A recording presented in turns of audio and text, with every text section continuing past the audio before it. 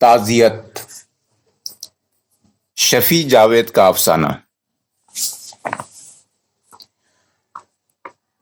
وہ دن ایسے تھے کہ خوف ہمارے وجود کا حصہ ہو گیا تھا، اور یوں ہوا کرتا تھا کہ غروب آفتاب کے فوراً ہی بعد ہم لوگ مین گیٹ میں تالا لگا کر صدر دروازہ بھی بند کر دیا کرتے تھے۔ بچوں کو سخت ہدایت کر دی جاتی تھی کہ وہ اندھیرا ہونے سے قبل ہی گھر آ جایا کریں۔ ضروریات کی سبھی چیزیں دن کے اجالے ہی میں لے آتے تھے کہ کسی بھی صورت شام ہونے کے بعد گھر سے نکلنا نہ پڑے۔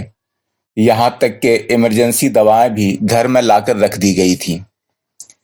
ضرورت پڑے یا نہ پڑے، لیکن دواؤں کا گھر میں ہونا باعث اطمینان تھا۔ ایسے ہی ایک شام تقریباً 8 بجے ہوں گے کہ مین گیٹ کی کال بیل بج اٹھی۔ گھر کے سب لوگوں نے ایک دوسرے کو حیرت سے اور خوف بھری نگاہوں سے دیکھا۔ ہماری آنکھوں میں یہ سوال واضح تھا کہ یہ اس وقت کون آ گیا؟ کس نے کال بیل بجائی؟ کون ہو سکتا ہے؟ سن رکھا تھا کہ ان دنوں موت بھی دستک دے کر آتی ہے، اور یوں کہ نوعمر لڑکے دیسی پستول کے ساتھ داخل ہو جاتے ہیں اور جان و مال لے جانے سے قبل چائے بھی بنوا کر پیتے ہیں، اور اگر موسم ذرا گرم ہو تو ایئر کنڈیشنر کی ٹھنڈک میں بیٹھ کر شربت بھی پیتے ہیں۔ ہم لوگ اسی شش و پنج میں تھے کہ گھنٹی دوبارہ بج اٹھی، اس بار قدرے زور سے۔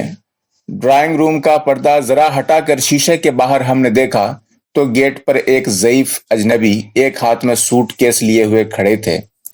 دیکھنے میں شریف بھی نظر آئے۔ کیا وہ مجرم ہو سکتا ہے یا نہیں ہو سکتا ہے؟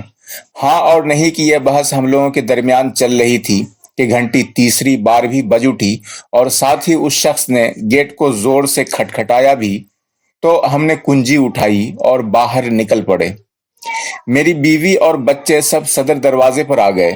شاید پورٹیکو کی تیز روشنی میں اس اجنبی کو ہم نظر آ گئے تو اس نے قدرے بھاری لیکن ٹھہری ہوئی پروقار آواز میں کہا، السلام علیکم۔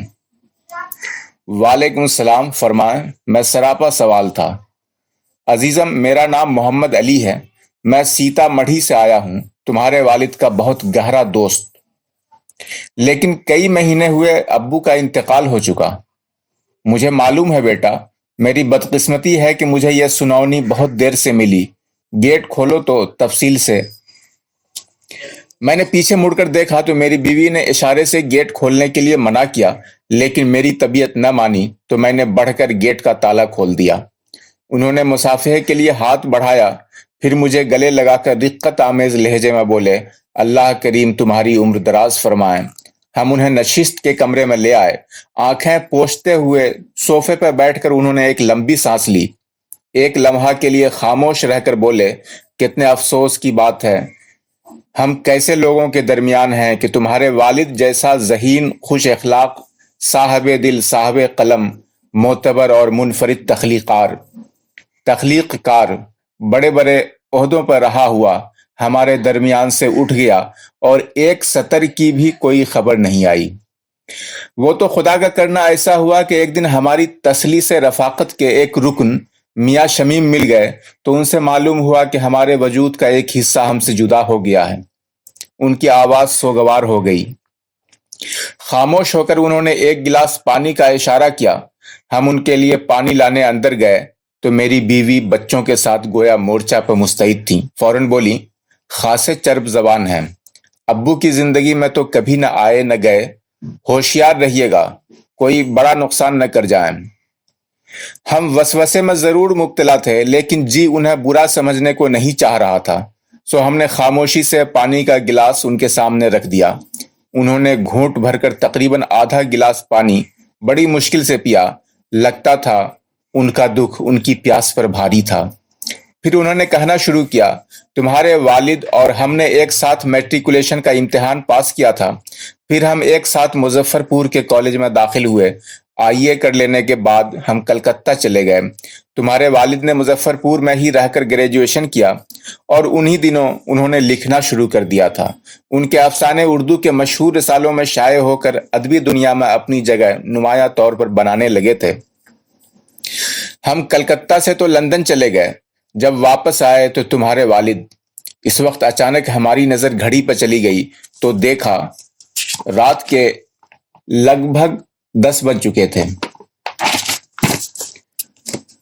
انہوں نے بھی اس بات کو محسوس کیا اور بولے، ہاں بیٹے، اب رات ہو گئی ہے اور وقت کافی گزر چکا ہے۔ تم لوگوں کو بڑی زحمت دے ڈالی ہم نے، کیا کرتے؟ ہم چلے تو تھے دن کے 1 بجے ہی، معلوم ہوا تھا کہ مظفر پور ہوتے ہوئے مشکل سے 4 گھنٹے کا راستہ ہوگا۔ سڑک کی خرابی کی وجہ سے وقت اتنا لگ گیا کہ تمہارے یہاں پہنچتے پہنچتے میری مجبوری تھی، دل نہیں مانا۔ معاف کرنا کہ اس وقت اندر سے خبر آئی کہ کھانا میز پر لگا دیا گیا ہے۔ ہم نے کہا، چلیے کھانا۔ وہ مسکرائے اور انہوں نے پھر اپنی ٹھہری ہوئی آواز میں کہا، بیٹا، ہم سے ایک اور حماقت ہو گئی۔ میں نے حیرت سے ان کی طرف دیکھا تو بولے، ہم نے راستے کے ایک ہوٹل میں کھانا کھا لیا ہے بیٹا۔ اب اگر تم لوگوں کو زحمت نہ ہو تو ہم یہیں اسی صوفے پر آج کی رات گزار لیں۔ ہم نے بتی بجھا کر انہیں شب بخیر کہا اور اپنے کمرے میں چلے گئے۔ وہ ساری رات ہم نے جاگ کر گزاری، سوچتے رہے، جانے کون ہے، آج کل کسی کا کیا بھروسہ، آئے دن خون اور ڈاکوں کی واردات ہوتی رہتی ہے۔ عجیب عجیب سے خوفناک خیالوں اور وسوسوں کا ہجوم تھا ذہن میں کہ بلا وجہ کوئی کسی سے ملنے اب کہاں جاتا ہے، محبتیں اب کوئی کشش کہاں رکھتی ہیں، دوستی اور رفاقت اب کسے یاد رہ گئی ہے۔ اسی طرح کے بے جواب سوالوں نے میرے دل کی دھڑکنوں میں اضافہ کر دیا تھا، اور ترا اس پہ یہ کہ میری بیوی رد بلا کی مختلف دعائیں بستر پر بیٹھی بیٹھی پڑھ رہی تھیں اور اس درمیان مجھ پہ الزام دھرنے میں مصروف تھیں۔ بھلا اس طرح کسی انجان، کسی اجنبی کو گھر میں رکھ لیتے ہیں، نہ جان نہ پہچان، نہ کوئی خبر نہ اطلاع، بس لے کے سر اٹھائے چلے آئے اور پھکڑا مار کر بیٹھ گئے۔ آدھی رات بتا دی اور گھر والوں کو لوٹ مار کر نکل جانے کی راہ ہموار کر لیں۔ یا اللہ، میرے بچوں پر، میرے گھر پر رحم فرمائیو، آپ ہی کا دیا سب کچھ ہے، سب کچھ آپ ہی کے سپرد کرتی ہوں۔ اوکتا کر ہم نے آنکھیں بند کر لیں اور کروٹ بدل کر سونے کا انداز اختیار کر لیا، لیکن دوسری طرف ہم نے دیکھا کہ بچے بھی کمبل سے منہ نکال کر جھانک رہے تھے۔ ہم نے بہت آہستہ سے اٹھ کر اپنی رائفل لوڈ کر لی اور بستر پر ہی رکھ لی کہ جانے کب کیا، شاید صبح ہو چلی تھی جب ہماری آنکھ لگ گئی، اور جب جاگے تو فجر کی نماز کا وقت نکل چکا تھا۔ ہم نے ڈرتے سہمتے ڈرائنگ روم کی طرف جھانکا تو دیکھا کہ وہ مسلح پر 2 زانو ہیں اور دعاؤں کے لیے ہاتھ اٹھائے زار و قطار رو رہے ہیں۔ صبح کی چائے سے قبل ہم آہستہ قدم چل کر ان کے پاس والے صوفے پر بیٹھ گئے۔ دعاؤں کو ختم کرنے کے بعد انہوں نے ہماری طرف دیکھا اور بولے، فجر کے بعد اب ہم اپنے مرحوم دوست کے لیے روزانہ فاتحہ پڑھ لیتے ہیں، اور ہمیں سخت ندامت ہوئی کہ ہم ایسا نہیں کر پاتے تھے۔ ان کی چائے لانے کے لیے کچن میں گئے تو میری بیوی نے فوراً کہا، ان کی کسی بھی بات پر بھروسہ مت کیجیے، ایسے گرگے آج کل بہت گھومتے رہتے ہیں۔ ویسے ہم لوگوں کے پاس ہے ہی کیا، لیکن جو کچھ ہے وہ بھی لٹ گیا تو پھر شاید ہم ساری زندگی۔ آگے کچھ سننے کے لیے ہم سے رکا نہ گیا۔ میں ان کی چائے لے کر چلا گیا، لیکن وہ ڈرائنگ روم میں نہیں تھے۔ ہم لرز کر رہ گئے، خدا جانے کیا کیا لے کر نکل گئے۔ چائے کی پیالی میرے ہاتھ سے چھوٹتے چھوٹتے بچی۔ خدا جانے، تیز قدموں سے میں اندر گیا۔ بیوی بچے میرے ساتھ دوڑے ہوئے آئے۔ سبھوں کے چہروں پر ہوائیاں اڑ رہی تھیں۔ پھر ہم نے دیکھا کہ ان کا سوٹ کیس موجود ہے، کھلا ہوا۔ ہم نے کھول کر دیکھا تو اس میں 2-4 جوڑے ان کے کپڑے تھے اور ابا مرحوم کے چند خطوط جو ان کے نام لکھے گئے تھے۔ انہی میں سے ایک خط میں گویا وصیت تھی کہ ہم رہیں نہ رہیں، لیکن ایک بار وہ ہم لوگوں سے ضرور مل لیں۔ ہماری آنکھوں میں نمی سی آ گئی۔ میری بیوی پشت پر سے بولی، چلیے گھر کو دیکھیے، ایک سڑا سا سوٹ کیس چھوڑ کر جانے کون کون سی چیز پر ہاتھ صاف کر گئے۔ ابو کی تحریر دیکھ کر ہم پر جو افسردگی اور پزمردگی چھائی تو ہم سے اس وقت اٹھا ہی نہیں گیا۔ ساتھ ہی ایک بے نام سی خلش بھی تھی کہ ہم نے بلا اجازت کسی کا سوٹ کیس کھول کر دیکھا۔ ویسے گھر میں بیوی اور بچوں نے خاص گھوڑ دوڑ مچا رکھی تھی۔ کافی وقت گزر گیا تو وہ مسکراتے ہوئے داخل ہوئے، ہاتھوں میں کچھ اٹھائے ہوئے تھے۔ داخل ہوتے ہی بولے، تم لوگوں کے لیے یہ کچھ پھل لے لیا ہے، ادھر ہی مل رہے تھے جدھر ہم، اب کہاں چلے گئے تھے؟ بیٹا، ہم مضافاتی آدمی ہیں، ذرا سویر ناشتہ کرنے کی عادت ہے، اس لیے ہم نے سوچا شہر کا معاملہ ہے، تم لوگوں کو سویر سویر کوئی زحمت نہ ہو۔ اب ایسا بھی کیا، آپ نے خواہ مخواہ یہ تکلیف؟ جانے بھی دو بیٹا، جو ہوا سو ہوا، بوڑھوں سے غلطیاں ہو ہی جاتی ہیں، ہم اگلے وقتوں کے لوگ۔ چلو کچھ باہر ہو آئیں، آج اتوار ہے۔ यहाँ के बाजार इतवार को भी खुले होते हैं। तो ठीक है, तुम लोग तैयार हो जाओ, निकलते हैं। तुम लोग कोई टैक्सी मंगवा लो रात के 10 बजे तक के लिए। जब हम बच्चों को तैयार कराने अंदर की तरफ गए तो बच्चे और मेरी बीवी एक साथ बोली, अब इनके शहर घूमने और शॉपिंग के लिए हजारों निकालिए, यह बिल्कुल नया तरीका है लूटने का। पता नहीं क्यों हमने सिर्फ इतना कहा, तुम लोग साथ चलने के लिए तैयार हो जाओ, जो होगा देखा जाएगा। मेरी बीवी ने दूसरी बीवियों की तरह तड़ से कहा, अरे आपकी तो अकल मारी गई है, इसीलिए तो आप लोग तैयार हो जाइए, अगर नुकसान होगा तो उठा लिया जाएगा। उनकी नीयत जो भी है वो सामने तो आ जाएगी। टैक्सी आ गई, हम लोग तैयार थे।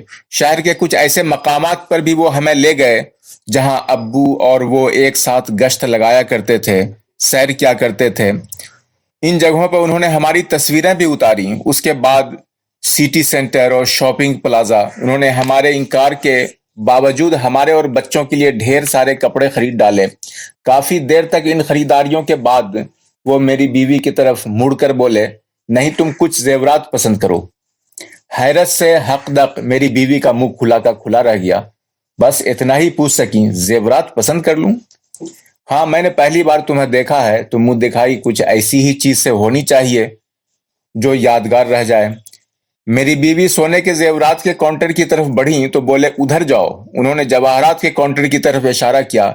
बेटी, तुम्हें पता नहीं कि अगले वक्तों में जिन मुस्लिम घरानों में सोने के जेवरात पहने जाते थे, उनके यहाँ शोरफा रिश्ता नहीं करते थे। हम लोग सरतापा हैरत ज़दा हो गए। हमें तहाइफ खरीद कर देने पर उन्होंने अंदाजे से बहुत ज्यादा रकम खर्च कर डाली।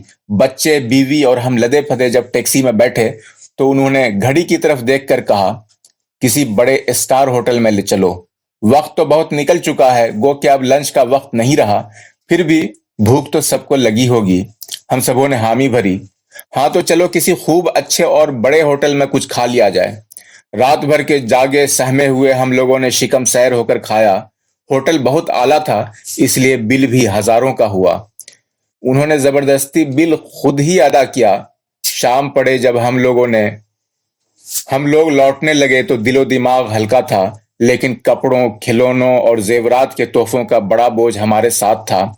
हम परेशान भी थे और हैरान भी थे। शाम जब कुछ भीख चली तो उन्होंने हमें बुलाकर अपने पास बिठा लिया और बोले, आओ तुम लोग मेरे पास बैठो। मुझे लगेगा तुम्हारे अब्बू मेरे साथ हैं। हमारी पशेमानी की चुप जो छाई तो हमने उसे तोड़ने के लिए पूछा, आप और अब्बू बहुत? अरे क्या पूछते हो बेटा, यूं समझो कि वो मेरी तमहीद था और हम उसके पेश लफ्ज। कैसा अकेला हमें छोड़ गया। वो रो पड़े। कुछ देर चुप रहकर बोले, बड़ा पागल था, हमेशा बेचैन रहा। जाने का है दुख जाने काहे का दुख था उसे हमेशा कहा करता था, यार अली जरा देखो तो, जाने मेरा ब्रीफ केस कहाँ खो गया, मिलता ही नहीं।